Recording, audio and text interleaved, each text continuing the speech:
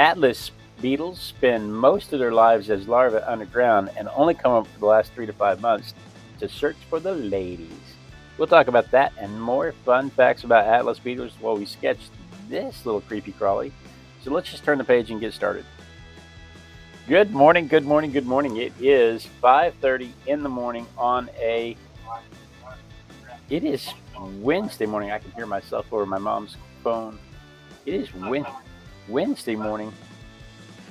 On Wednesday mornings, I like to do a little thing where I pull a random object from the random object randomographer, a toy from the toy box, and I draw it and I talk about it. And today's random object from the random object randomographer is an Atlas beetle. Atlas beetles are one of my family's favorite bugs. Yesterday when I pulled this thing out of the toy box and I told you I was going to draw it, I said I can't remember what this is, but my kids will know what it was. And my daughter found it in here last night and said, "Ooh, it's an Atlas beetle." Just that quick. Just that quick. She was like, "Ooh, you're going to do an Atlas beetle." Ooh, she was excited for me. My kids are really into entomology, and I love to draw bugs, so it works out.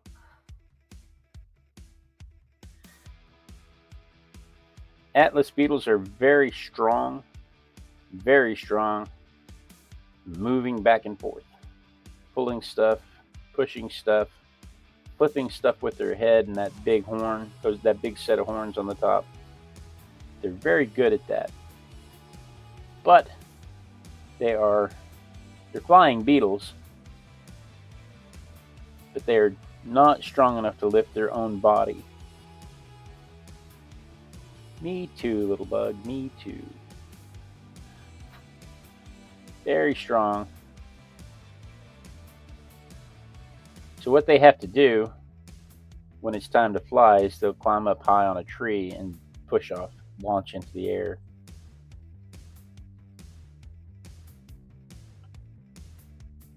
I wouldn't be able to let go of the trees, so that's where the similarities end between us, obviously. That and they have 3 horns and I don't have any.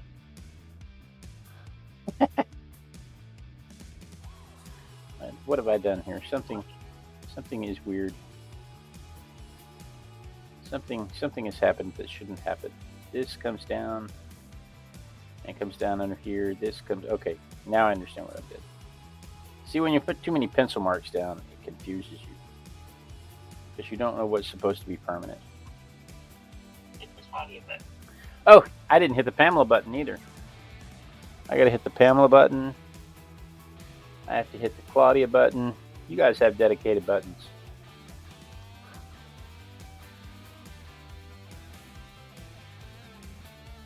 You guys have dedicated buttons.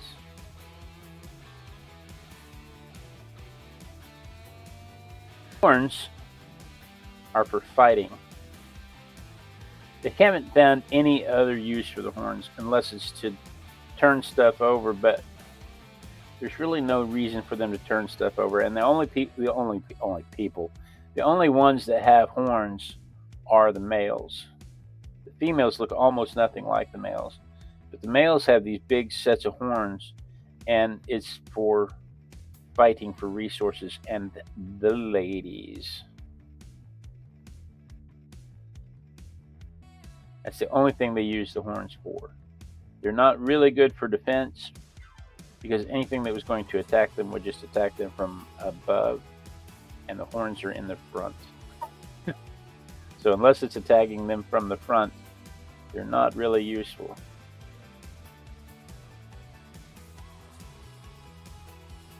It will be a shock to me if we end at 6 o'clock today, because this is a complicated bug. And I will get so much enjoyment out of drawing it.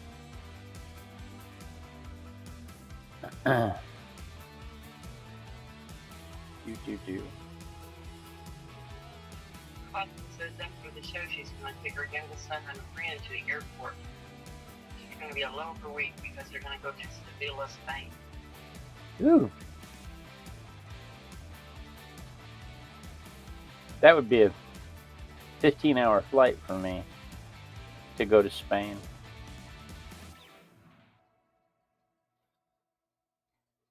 Sevilla. That would be a 15-hour flight for me. I bet that's about an hour and a half for you guys. Because, you know, I've seen Europe on a map, and you guys are all right next to each other.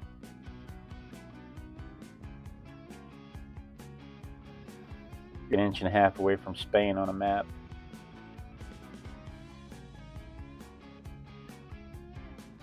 Talk, Harding.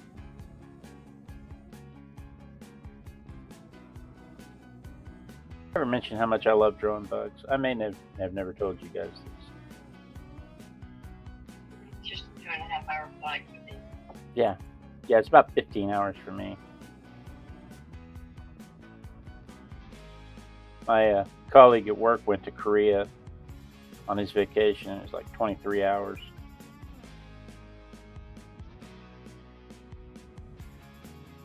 All I can think is you got to really want to go.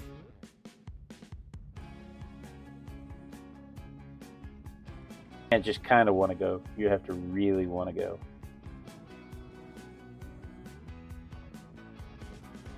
Anyway, so the males have these horns for fighting, and what they'll do is they don't. It's not like they stab each other. They just kind of scoop and flip each other. And they'll flip each other off the branches. And typically, what happens is when one gets flipped out of position, they concede. So it's not a fight to the death. There's no bleeding. If one falls out of the tree, their exoskeleton protects them. So there's no real harm. It's kind of like WWE wrestling, where it's mostly for show. The winner stomps on the mat before he flips the loser, so that it looks like he's flipped him harder than he actually has. And then he runs around with a big belt.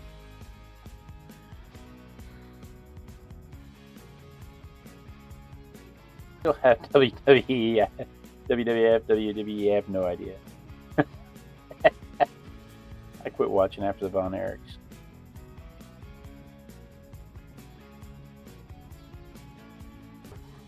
They'll do that, and then that will determine who gets to stay on the branch and who has to start all over at the bottom of the tree. That is quite enough pencil marks.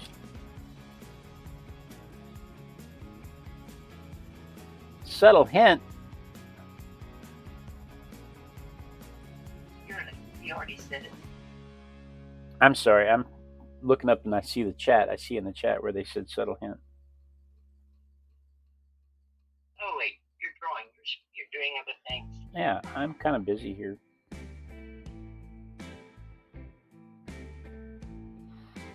Something going on.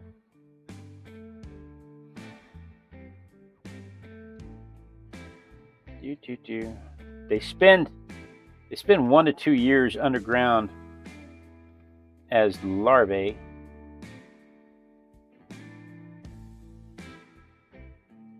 Spend between 2 to 6 months as adults.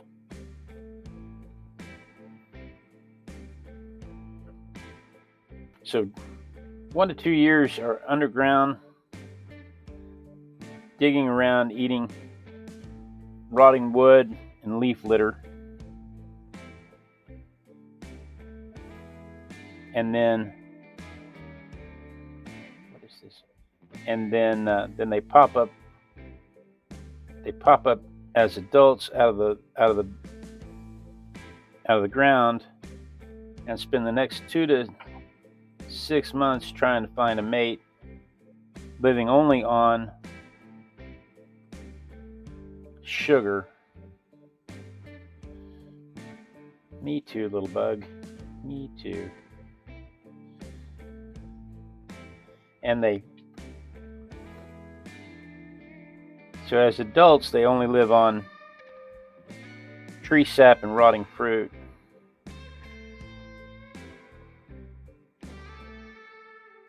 As larvae, they're underground.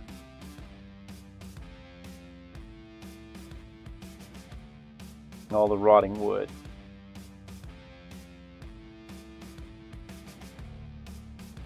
Is building an end table. Well, next to the couch, it looks like a common end table, and then you can turn it around to the open side, and you sit as a TV table. That's quite the project. You should send pictures of that for what's on your easel for Thursday. That's a pretty cool project. And plans.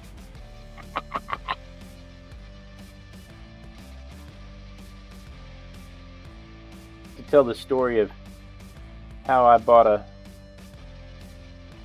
a joiner saw. One time I had to have it. Because the one that cuts the groove for the little joint. It cuts the little slots for the sticks, so that when you glue stuff together, you can put little sticks in between them to help glue them together and make them stay together better. And I watched the New Yankee Workshop, and I watched him use his, and I had to have one. And I went to Home Depot, and they were, I don't know, it was like $120. And I just couldn't justify the expense. And then one day, I went in, and they were on sale for like $60, 50% off, like $60. And I convinced my wife. I said, "We got to have this. I need this. I'm going to build a table. I'm going to build us a dining room table. It's going to be beautiful. We can all sit at the table." And she was in. She liked the idea. She liked the concept. She was in. And so I bought that thing, and I took it home, and I took it out of the box, and I used it on a couple of sample pieces of wood, and I hung it up on the wall. And it was still there when the house burnt down, some 15 years later. Never used again, never touched it again. And to this day, when I talk about a tool that I have to have, my wife says, "You're going to hang it on the wall next to the joiner?"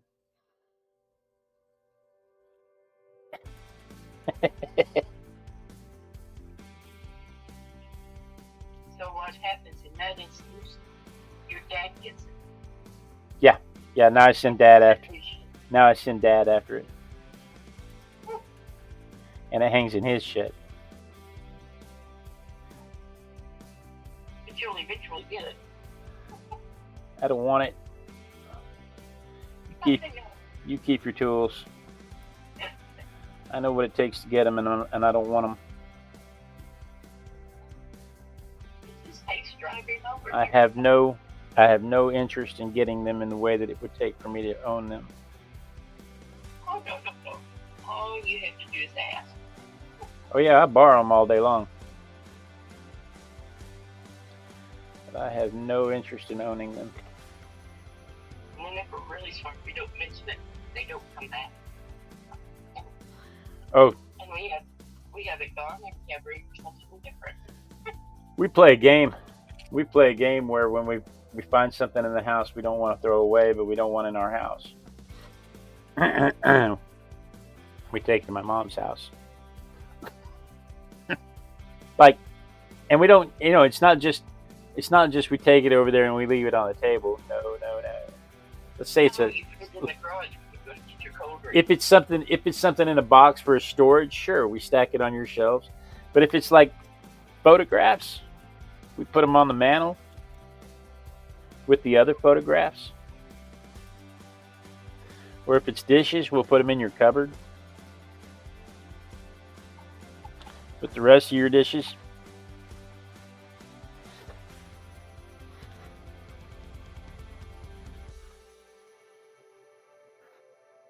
It's a book, we'll put it on your bookshelf.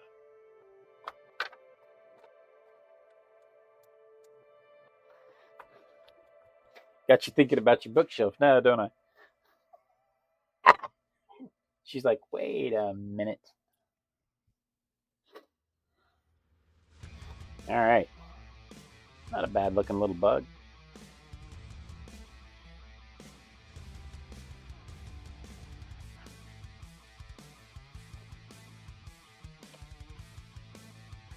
The larval feeding stage will determine the size of the horns. If they are well fed with quality food. Of course, I don't know what quality rotting wood is. Who determines that the rotting wood is quality? I guess the Atlas beetle does. This is the best rotting wood I've had. Anyway, if it's quality food, the horns will be thick and long and scary and intimidating to all of the other Atlas beetles. And it's funny to watch humans approach them, because humans will gingerly reach in to try to catch this thing by the back to avoid the horns, like the horns are stingers. The horns are not. There's nothing in those horns that's going to hurt a human. Those horns are there to push the males off a stick. But it's really funny to watch humans try to handle one of these things, and how intimidated they are by the horns.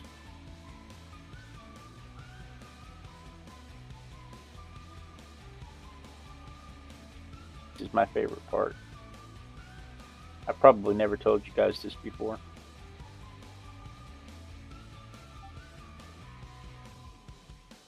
This is my absolute favorite part. This is the part that gives it shape, defines its place in space. Up until now, they're just lines on the page, but once you do this, it becomes a dimensional object.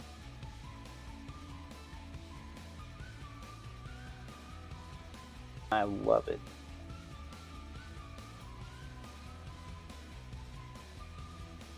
Love it.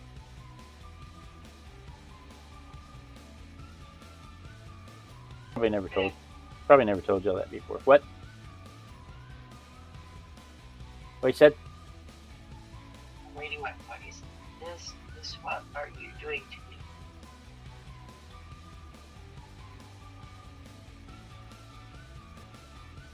Giving her dimension. Giving her shape and dimension.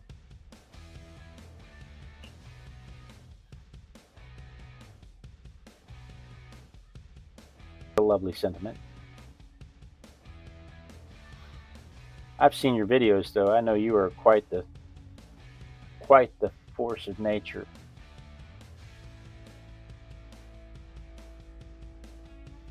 In your own right.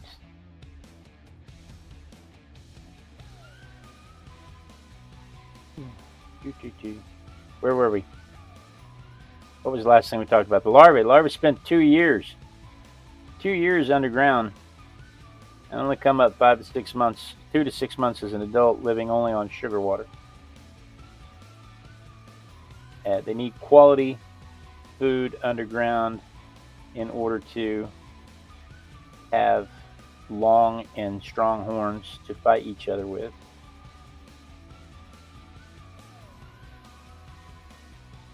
They are in a class of beetles called Rhinoceros beetles. I'm guessing because they have horns on their nose, because that's what rhinoceros means, is nose horn. And they are scarabs. So they're in the same family as dung beetles and June bugs.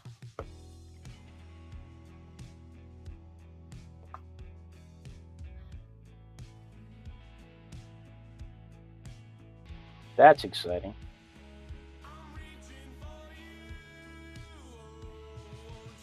It is funny.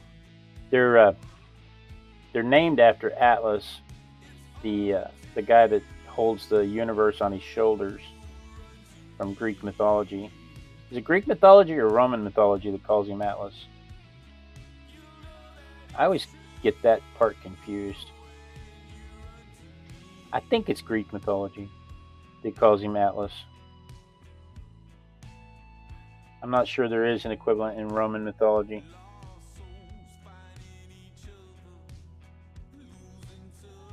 Or if he has a different name in Roman mythology. I'm not sure.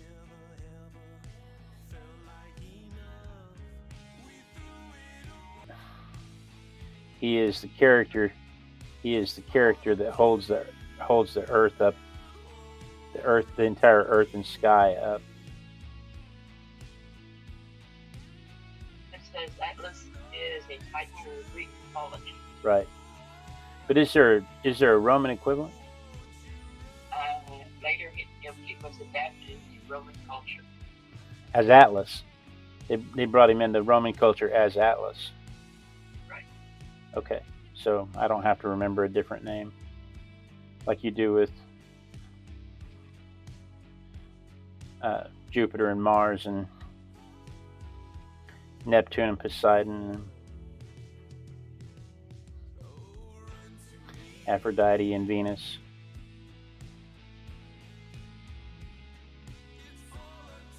All right. I think we have a nice looking little bug there. I just saw it. What'd you say? Let me dry this. I have to mute you a moment. Let me dry this real quick.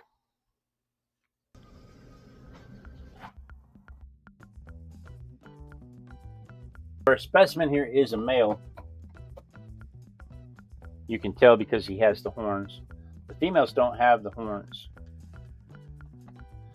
They just sit back happily gnawing along on their sugar,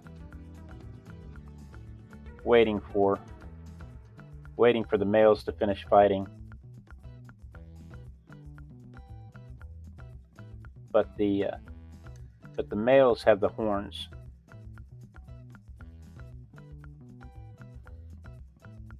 I'm gonna warm this up just a little bit before I darken it in.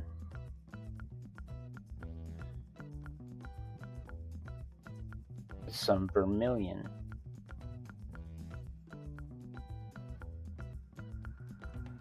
Vermilion and yellow ochre are highly underrated colors.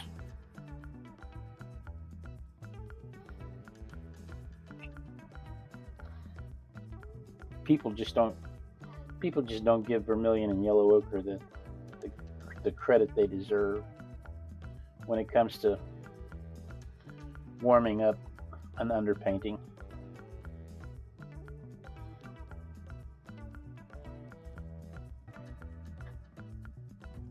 But they go a long ways towards making a painting look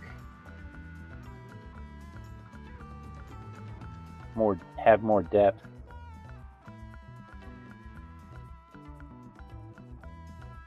Especially when it comes to reflections and the like.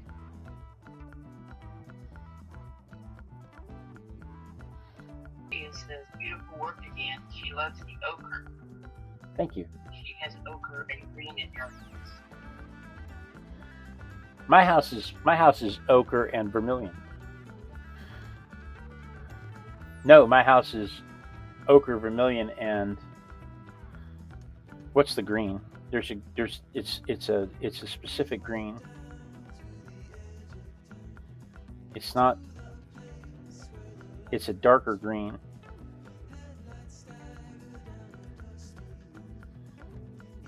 My tile is ochre, and some of my walls are vermilion. That's very true. Oh yeah, wow, sorry.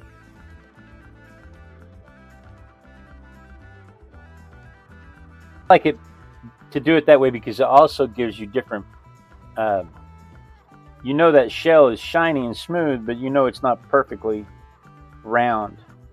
It has different planes on it, and this allows you to have different planes without going in and specifically making different planes on the thing.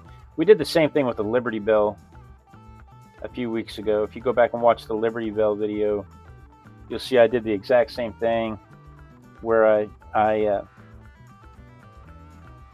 layered the ochre and vermilion and a little bit of cobalt blue on top of it to give the copper, to give it a copper effect on the planes.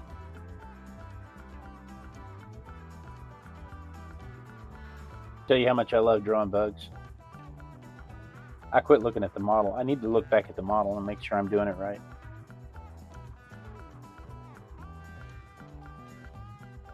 Just kind of on a roll now.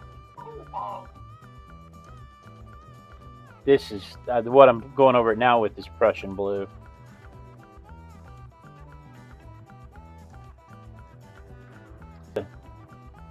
There's a huge pet market for these things, and especially in Japan, in the Asian market, but especially in Japan, there's a huge pet market for these things. And I mean, I'm glad they enjoy it, but I can't imagine spending that kind of money for a pet that only lives as an adult 2 to 6 months.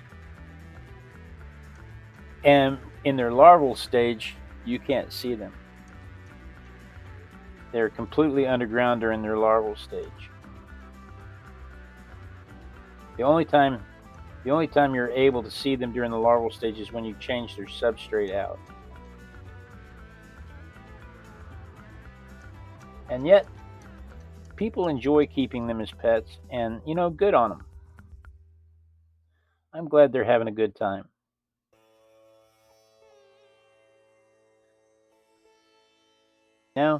People deserve to have fun. And as long as the pet, I bet, and you can complain all you want, but I bet the bug is living its best life. Where else is it going to get sugar water handed to him? They do everything they can to make sure that the bug has the biggest horns for the show and stuff. So they give it the best rotting wood, whatever that means.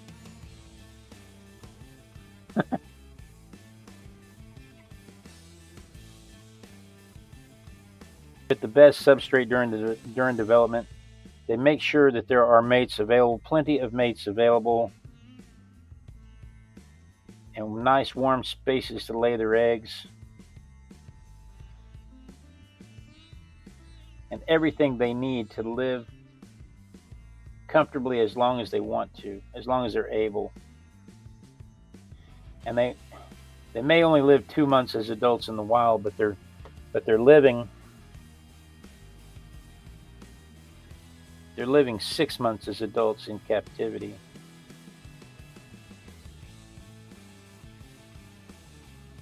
It's the cobalt and Pamela suggests somebody at the blue that works for nearly all mixes. Cobalt. Do I have a scrap piece of paper? You guys know this. Cobalt is this blue, and then this is the Prussian blue. And cobalt to me is very similar to ultramarine, but you could get away with ultramarine, but cobalt is what, I don't know, it's what I always use. Anyway, I think I need to dry that and ink it, especially considering it's already 5 minutes after 6. I could sit here and mess with that for hours. I have messed with it for 30 minutes already.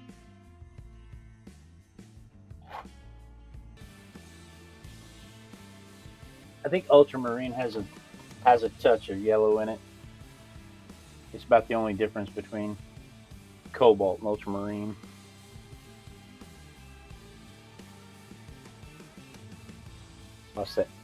I lost that highlight right there on that shoulder.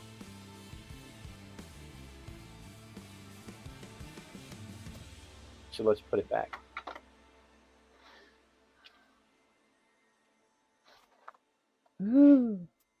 Look how I don't know if you can see, but look how the vermilion makes the green pop. I don't know if that's coming through on the camera or not.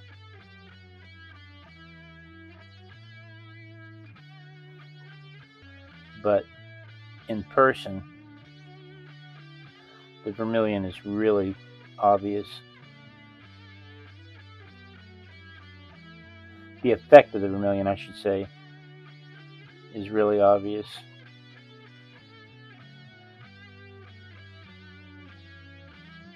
This little antenna here with the feelers on it, that's how you know it's a scarab.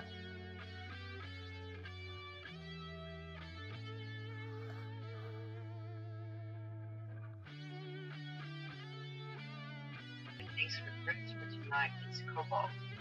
Yay. Where are you going tonight that you need a cobalt dress? What did I miss? I knew you were taking somebody to the airport.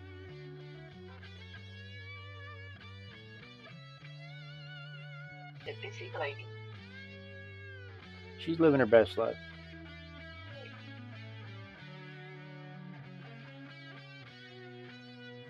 I have to wrap this up. I have corporate sponsorship to attend to.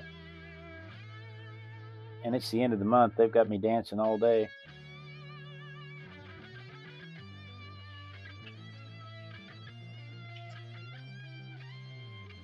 Seems like you just said it was the end of the month. And now here you're saying it again. Isn't it funny how that happens? Time keeps on slipping, slipping, slipping. She's going to a friend's singing circles. Oh. It's funny.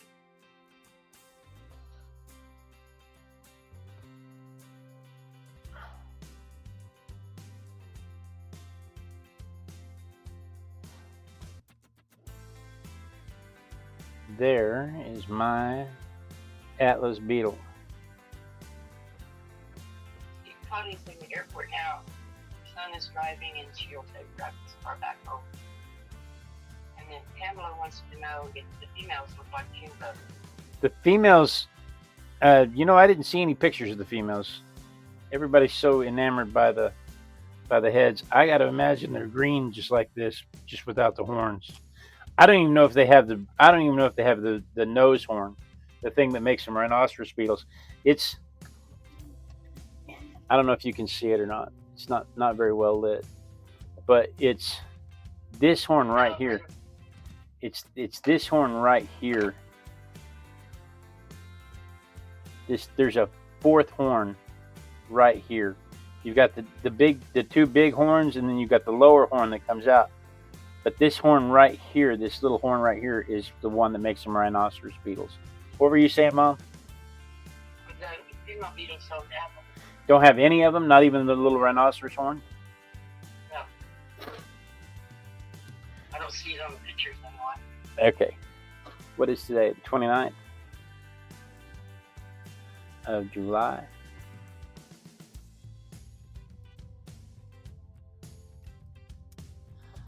So, dun dun dun. There is my rhinoceros. There's my Atlas beetle compared to the photograph. Let's see it. Let's see it from my perspective.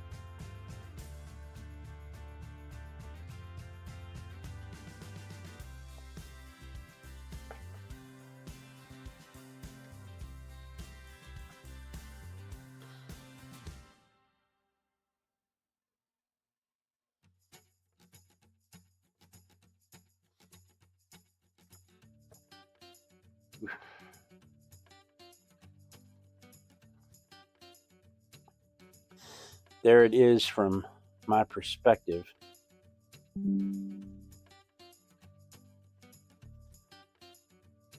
So that's what I did today. We just gather, bring all some food and drinks, and bring my ukulele and have fun. Oh, I've got a friend in Norman that we used to do that with. We used to go to his house.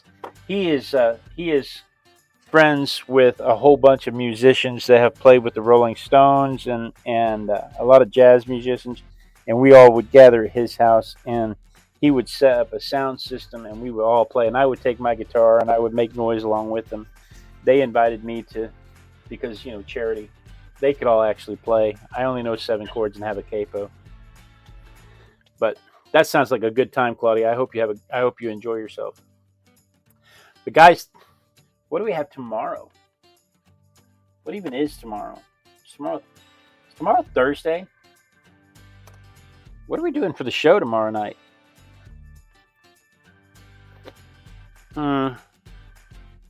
We should draw a cat. If I can't think of anything else, we should draw a cat. But tomorrow morning, what is this? It's an egg. What's in this egg? Oh, the suspense. The suspense. What? Oh, look. It's a train car. This one's a grain bin. It's a train car. Oh, yes. That's exciting. So we'll talk about the history of grain bins on train cars tomorrow. How the grain industry. We kind of hit on this with the depot the other day about how all the little towns depended on the trains to get their grain to market, and how moving the train station where the grain was delivered, how that would cause a town to dry up. We'll talk about that and many more fun train facts tomorrow morning at 5:30 a.m. Texas time. So you are going to want to set your notification bells so you don't miss that. So guys, thank you so much for joining me. I do appreciate it. I look forward to it every day when I get to art with my besties. It is how I stay accountable to my art practice, and often the only art I get to do in the day. And I really do appreciate you joining me. Pamela, Claudia, even Rick and Spirit, Mom and Dad, thank you so much for your help this morning. Yes, cobalt. It matches Claudia. The shirt is cobalt. It matches my motorcycle. Claudia pointed out that my shirt is cobalt. It matches my motorcycle. All of my dress and work shirts, I make a point to match to my motorcycle. The only thing wrong with these shirts is these shirts don't say artist over the pocket. Of course, these shirts don't have pockets, but over the breast, these shirts don't say artist. But that's coming as soon as my mom gets her embroidery machine back. She'll do that for me. She'll make sure that my shirts say artist, because all of my clothes say artist on them somewhere. But guys, thank you so much for joining me. Be sure and tune in tomorrow, same Artistic Biker time, same Artistic Biker channel. And we dance. We dance until somebody says they see me dancing. Hopefully, Claudia missed it yesterday. The lag was way far back. I danced for like 5 minutes straight before somebody saw me dancing. But we dance until somebody says they see me dancing, because that is how I know that the lag has caught up to the stream, and I don't have to worry about being cut off mid-sentence. It gives everybody a chance to click the clicky thingy so you can watch another fantastic video just like this one. Everybody gets a chance to say hello and goodbye to each other and ask any questions they may have of each other. But the most important part of this is that I don't get cut off mid-sentence.